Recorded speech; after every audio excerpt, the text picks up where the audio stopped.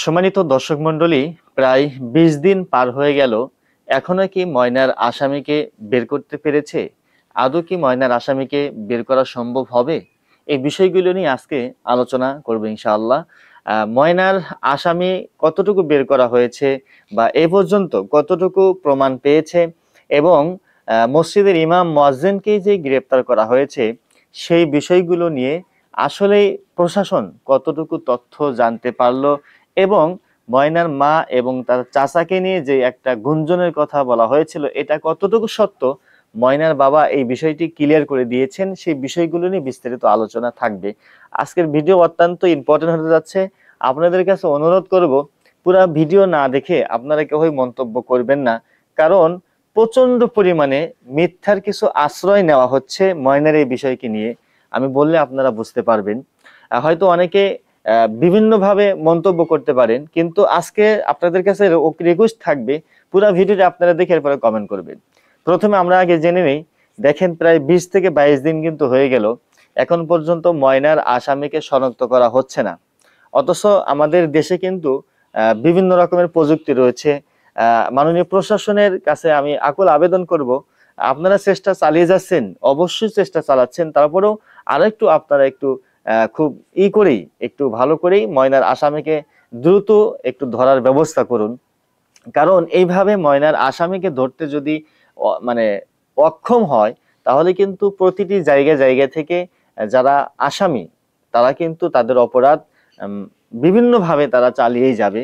এই জন্য আমি অনুরোধ করব, ময়নার আসামিকে খুব দ্রুত যেন গ্রেপ্তার করা হয়, শনাক্ত করা হয়। এই জন্য তো এখন আরেকটি বিষয় হলো, এই যে ময়নার যে বিষয়টা প্রায় ২০-২২ দিন হলো, ময়নার এই বিষয়কে নিয়ে গত পরশু কিন্তু হেফাজতে ইসলামের পক্ষ থেকে ব্রাহ্মণবাড়িয়াতে মানববন্ধন করা হয়েছে। সেখানে তারা বলেছেন যে প্রশাসনের কাছে জোরদার দাবি যে খুব দ্রুত যেন ময়নার আসামিকে গ্রেপ্তার করা হয় এবং ইমাম মুয়াজ্জিনের কথা সেখানে এসেছিল।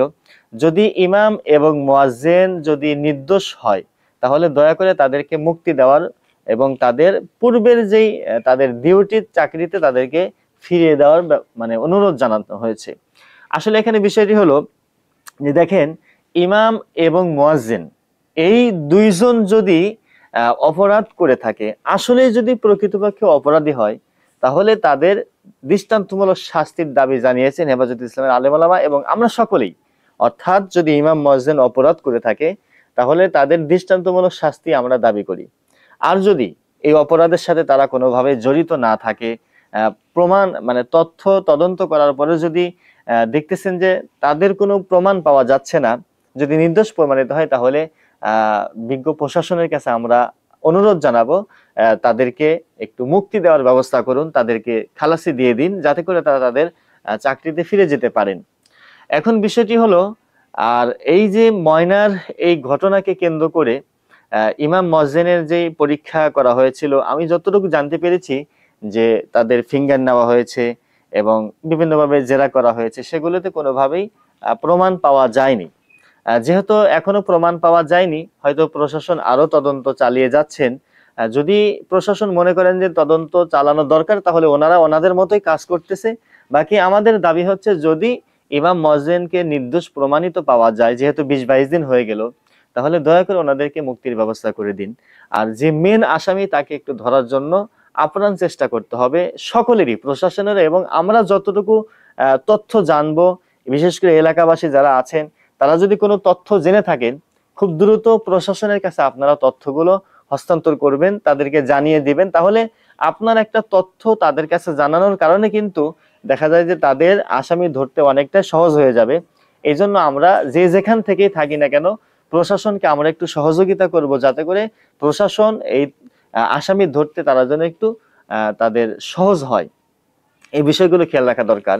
এবার আসুন, আমি যে মূল বিষয়টি আপনাদের সামনে আলোচনা করব, সেটি হলো ময়নার মা এবং চাচার বিষয়টি নিয়ে বিভিন্ন জন কিন্তু বিভিন্নভাবে মন্তব্য করেছেন। আমি ময়নার মা এবং চাচার বিষয়টি নিয়ে অনেক কথাই বলেছি যে আসলে যেহেতু ওনাদের এই ঘটনাটা প্রমাণিত হয়নি, ধরাও পড়েনি, সেই ক্ষেত্রে ওই ময়নার মা এবং চাচাকে এই ধরনের গুঞ্জন ছড়ানোটা ঠিক হবে না। কারণ ইসলামের দৃষ্টিতেও কিন্তু এটা ঠিক না। আপনি একটু আপনার মস্তিষ্কে একটু চিন্তা করে ভাবুন, ময়নার মা এবং চাচাকে নিয়ে যারা যারা এই মন্তব্যটা করেছেন যে তাদের প্রেমের সম্পর্ক, আপনিও কিন্তু জানেন না, আমিও জানি না, কেউই কিন্তু জানে না। তাহলে অজানার ভিত্তিতে যখন আপনি একজনকে দোষী সাব্যস্ত করতেছেন, এটা কিন্তু আসলে ইসলামের দৃষ্টিতে এটা কোনোভাবেই মেনে নেওয়ার মতো নয়। তো এখন এই বিষয়টা দেখেন, ময়নার মা এবং চাচার যে সম্পর্কের কথা অনেকেই বলে থাকেন। তো এখন তার মা এবং চাচার সম্পর্ক কতটুকু ময়নার বাবার কথাই কিন্তু আমরা বুঝতে পারি। ময়নার বাবা যে কথাটা বলেছেন যে আমি তো আমার স্ত্রীকে সন্দেহ করি নাই, আমার চাচাতো ভাইকেও বলি নাই যে তারা এই কাজটা করেছে, আমি শুধু বলেছি যে যতক্ষণ পর্যন্ত আসামি শনাক্ত না হবে ততক্ষণ পর্যন্ত সন্দেহর বাহিরে কেউ নাই, ইমাম মজ্জেনও নেই, আমার চাচাতো ভাইও নেই, আমার স্ত্রীও নেই, এমনকি সবাই সন্দেহের ভিতরে থাকতে পারে। তো ময়নার বাবার এই কথার কিন্তু যুক্তি আছে, যেহেতু এখনো আসামি শনাক্ত হয় নাই, তাহলে যে কেউ তো এই ঘটনার সাথে জড়িত থাকতে পারে। এই কথা ময়নার বাবা বলে কি অপরাধ করেছে? না। এখানে কিছু সংখ্যক আমার মিডিয়ার ভাইরা আছেন, তারা হয়তো আমার ভিডিওটি আপনারা কখনো মন খারাপ করবেন না, আমি বিষয়টি একটু আপনাদের বিবেককে প্রশ্ন করতেছি যে আসলেই একজন মানুষকে এইভাবে মিথ্যার একটা আশ্রয় দেওয়াটা কিন্তু খুবই ধরনের একটা অপরাধ। তো দেখেন, ময়নার মা এবং চাচার বিষয়টি নিয়ে ময়নার বাবা বারংবার বলেছেন যে এটা কিন্তু আমি বলি নাই তাদের সাথে সম্পর্ক, কিন্তু ময়নার বাবার ওই কথাটা নিয়ে কিছু সংখ্যক মানুষ মনে করেছে যে তারই মনে হয় ময়নার মা এবং চাচার সাথে সম্পর্ক আছে। তো এই বিষয়টা ফেসবুকে ভালো মতো কিন্তু এক পর্যায়ে ভাইরাল হয়ে গিয়েছে, সেটা নিয়েই এখন দ্বিধাদ্বন্দ্ব। এরকম হলে হয় কি দেখেন, যখন প্রশাসন একটা তদন্ত করতে যায় তখন ওখানে যদি আরেকটা এলোমেলো ঘটনা হয়, সেখানে কিন্তু প্রশাসনের আসামি শনাক্ত করতে একটু কষ্ট হয়, তদন্তটা বের করতে সময় লাগে লম্বা, যেহেতু বিভিন্ন একটা সূত্র সেখানে বের হয়, সেখানে প্রশাসনের একটু কষ্ট হয় তদন্ত করতে। এই জন্য আমরা বলবো যে যতক্ষণ পর্যন্ত ময়নার মা এবং চাচার যে সম্পর্কটা এটা যদি প্রকাশিত হয় তখন আমরা এটা নিয়ে বলতে পারি। যেহেতু এখন পর্যন্ত এটা প্রকাশ পায়নি, তা মায়ের চাচার সম্পর্কটা, এটা তো গুজবও হতে পারে। যদি একটা জিনিস মনে রাখেন, যদি সত্য হয় তাহলে কি, ময়নার বাবা এটাও বলেছে যদি সত্য হয় তাহলে একদিন একদিন বের হবে, এবং সঠিক আসামি যেই হোক না কেন তাকে আপনারা ধরেন। ময়নার বাবার কথা কিন্তু এটাই। তো আমি বলবো যে ময়নার মায়ের সম্পর্কটা যদি সত্য হয় তাহলে একদিন না একদিন বের হবেই, আপনারা নিশ্চিন্তে থাকেন, ধরা পড়েই যাবে।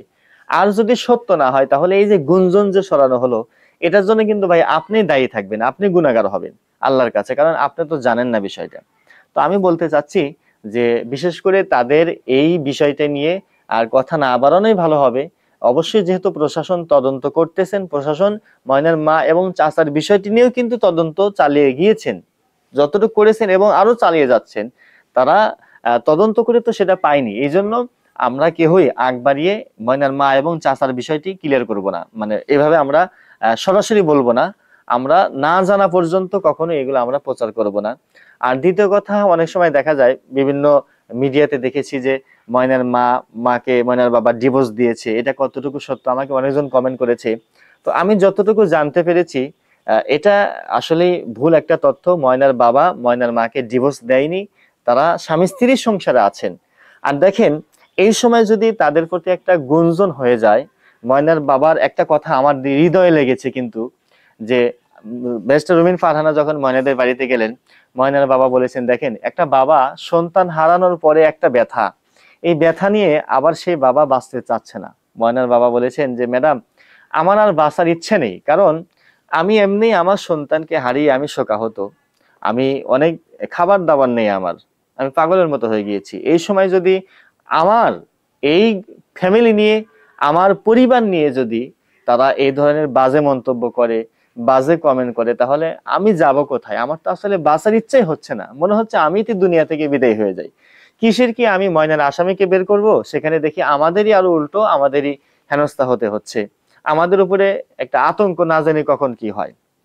তো ময়নার বাবা কিন্তু এই কথাটা কম দুঃখে বলে নাই। এই জন্য আমি অনুরোধ করব যে আমরা কেহই সঠিক তথ্য না জানা পর্যন্ত আমরা ময়নার মা এবং চাচাকে নিয়ে গুঞ্জন ছড়াবো না, তাদেরকে নিয়ে আমরা এই ধরনের গুঞ্জন ছড়াবো না। যদি আমরা পারি, যদি ময়নার আসামিকে ধরার জন্য কোনো তথ্য যদি কেউ জানতে পারেন, আপনারা অবশ্যই প্রশাসনের অধীনে এটা তথ্যটা প্রচার করে দিবেন, অথবা আপনারা কর্তৃপক্ষকে আপনারা জানিয়ে দিবেন যে এই তথ্যটা থাকতে পারে। তাহলে প্রশাসনের সেই আসামিকে শনাক্ত করতে অনেকটাই সুবিধা হয়ে যাবে।